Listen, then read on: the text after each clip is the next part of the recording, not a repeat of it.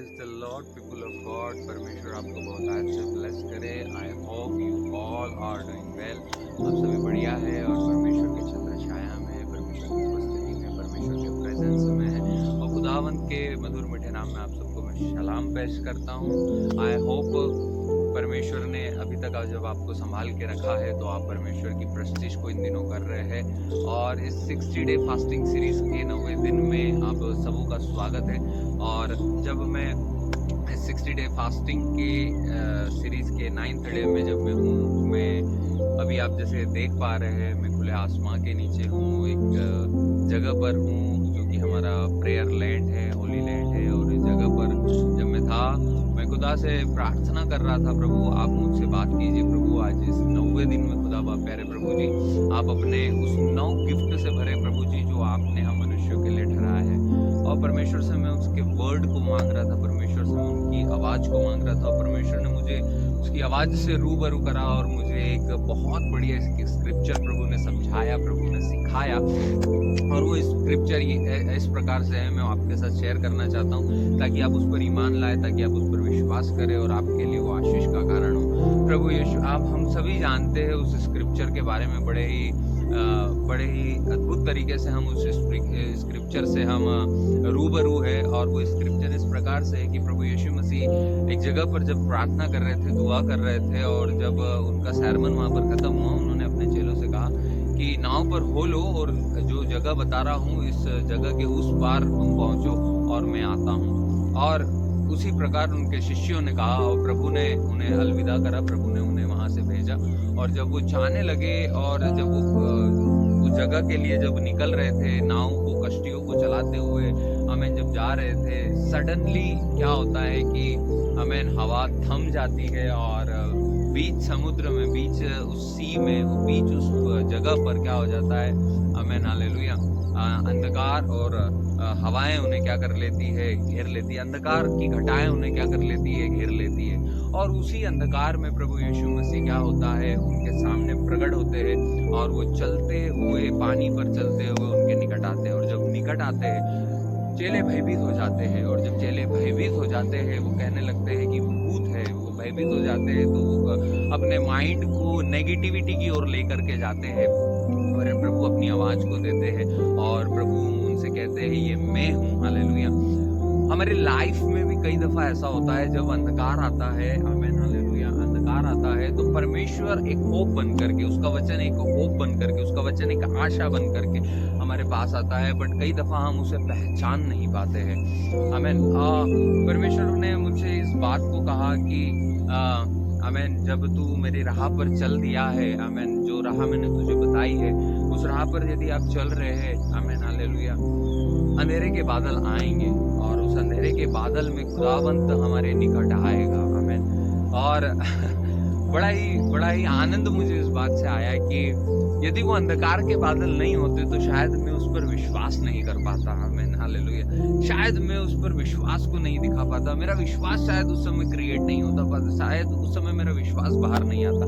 उस अंधकार में जब यीशु आए उनके पास, एक व्यक्ति है जिसका नाम है पतरस, आमीन, जो कि हमेशा एक्टिव रहता है और हमेशा कुछ ना कुछ नया क्रिएटिव करने की उसकी सोच रहती है। और जैसे ही वो प्रभु की आवाज़ को सुनता है, वो कहता है प्रभु I want to walk like you, मैं आपके समान चलना चाहता हूँ इस पानी के ऊपर।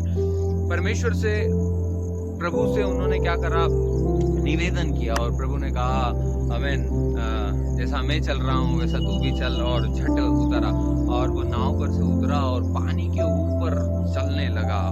चलते चलते चलते कुछ देर वो प्रभु यीशु की ओर जाने लगा और जैसे यीशु की ओर जाने लग रहा है, आमीन हालेलुया, आमीन, वो क्या देखता है, हवा को देखता है। हवा जिसे हम मनुष्य नहीं देख सकते हमारी आंखों से, उस हवा को देख रहा है। लिखा है, शाप मेंशन है कि वो हवा को देख रहा है। हमारे जीवन में भी कई बार ऐसा होता है जब हम प्रभु की राह पर चल रहे हैं, अंधकार भरी राह में भी विश्वास के साथ हर परिस्थिति के ऊपर हम जब चल रहे हैं, जो परिस्थिति हमें डुबाने की कोशिश कर रही है, उस परिस्थिति पर जब हम चल रहे हैं, एक दूसरी परिस्थिति हमारे लिए फिर से क्रिएट हो जाएगी और वो ऐसी है कि जो है ही नहीं, जिसका वजूद ही नहीं है, जो वो है ही नहीं, जिसको हम देख ही नहीं सकते।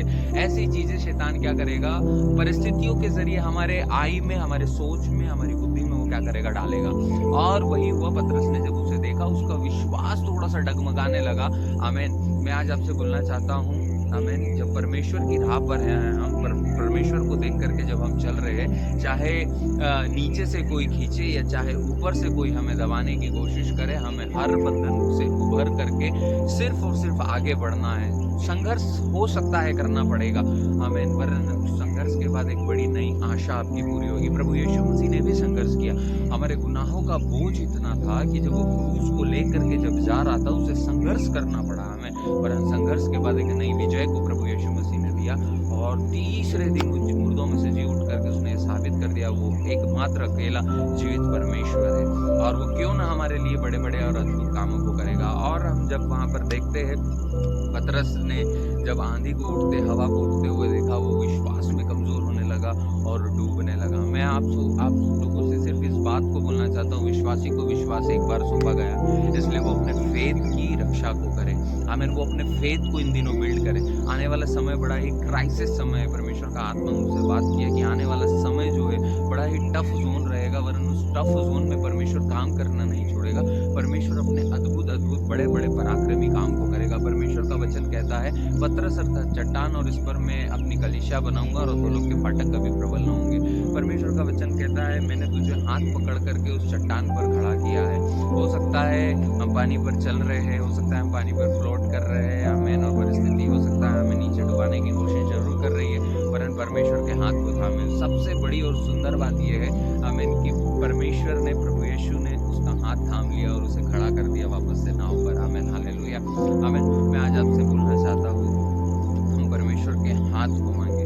प्रभु अपना हाथ मेरी ओर बढ़ाए, वही छेदा हुआ हाथ प्रभु जी जो मेरे गुनाहों के लिए छेदा गया। प्रभु जी, मेरे गुनाहों के लिए उस सुंदर से हाथों में कीलों को प्रभु जी आपने खा लिया प्रभु, ताकि मैं आजाद हो सकूं। परिस्थिति विषम है, वरन परमेश्वर हमारे संग है। इस वीडियो के माध्यम से सिर्फ और सिर्फ मैं आपको इनकरेज करना चाहता हूँ, आपको प्रोत्साहित करना चाहता हूँ। अंधेरे में ही परमेश्वर उजाला बन करके आएगा। अंधेरा इसलिए आया है ताकि हम विश्वास में बढ़े, तकलीफ इसलिए आई है ताकि हम विश्वास में बढ़े, समस्या इसलिए आई है ताकि हम विश्वास में बढ़े। मकसद सिर्फ है कि हम परमेश्वर में विश्वास में बढ़े।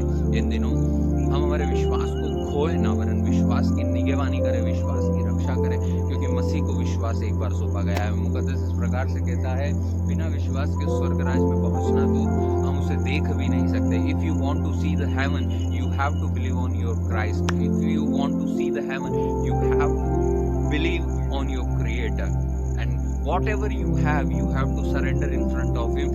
Whenever you surrendering in front of him, he is going to create you again and again in his own image. परमेश्वर के हाथ में जब हम सब कुछ समर्पित कर देते हैं, वो हमें फिर से बनाता है। जैसे कुम्हार का जब बर्तन बिगड़ जाता है, वो मिट्टी को फेंकता नहीं है, वरन मिट्टी को फिर से मुलायम करता है, उसे फिर से भिगोता है, उसे फिर से अपने हाथ में उठाता है और फिर से एक पात्र बनाता है। वैसा ही हमारा परमेश्वर है। तकलीफ है, समस्या है, उबड़ खाबड़ है, थोड़ा सा हमें बेडोल पड़ा हुआ है, वरन परमेश्वर बेडोल को शेप में लाना जानता है। I want to tell you, I want to encourage you, believe in Jesus Christ and hope in Jesus Christ, and He will fulfill your all dreams, He will fulfill your all desires. Amen, hallelujah. और जब इस प्रार्थना के land पर, इस Holi land पर, प्रार्थना land पर जब मैं आज था, मैं प्रार्थना कर रहा था, प्रभु ने इस बात से मुझे अवगत किया है, चाहे अंधेरा हो, चाहे समस्या हो, चाहे तकलीफ हो, चाहे कैसी भी लहर क्यों ना हो, तेरी जिंदगी की कैसी भी बड़ी से बड़ी परेशानी क्यों ना हो, I will hold your hand, I am holding your hand. मैंने तेरे हाथ को पकड़ के रखा है और निश्चय है मैं तुझे दृढ़ करूंगा। आमीन। परमेश्वर के हाथ को, आमीन, उसके कोप को नहीं भड़काए, वरन उसके हाथ को मांगे कि प्रभु अपने हाथ को बढ़ा और प्रभु मुझे उभार। और प्रभु से जब मैं इस प्रार्थना को कर रहा था, मैं गैर भाषा से भर गया, और जब गैर भाषा से भर गया, मुझे परमेश्वर के आत्मा ने अपनी पीस को दिया, अपनी शांति को दिया, और कहा, इस बात को मुझे प्रकट किया, आने वाले दिन में एक बड़ी योजना तेरे जीवन में मैं पूरा करूंगा। I will fulfil your all dreams what ever you seeing. जो कुछ तू देख रहा है वो हर एक अभिलाषा को, हर एक आशा को क्या करूंगा, मैं पूरा करूंगा, क्योंकि मैं आशाओं को, विश्वास को बहुत अच्छे से जांचता हूँ, परखता हूँ, और नियत समय पर आने पर उसे मैं पूरा करूंगा। और इस इस वीडियो के माध्यम से मैं सिर्फ और सिर्फ आपको यही इनकरेज करना चाहता हूँ, believe in Christ, believe in hope in Christ, believe in Jesus, amen, and he will fulfil your all dreams. परमेश्वर आप सबको ब्लेस करे और प्रार्थना में बने रहे। 60 डे के 9th डे में 60 डे फास्टिंग सीरीज के 9th डे में परमेश्वर आपको बहुत ऐसे ब्लेस करे। इतने के करके मैं अपना स्थान ग्रहण करता हूँ। आप सबको जय मसीह की। God bless you.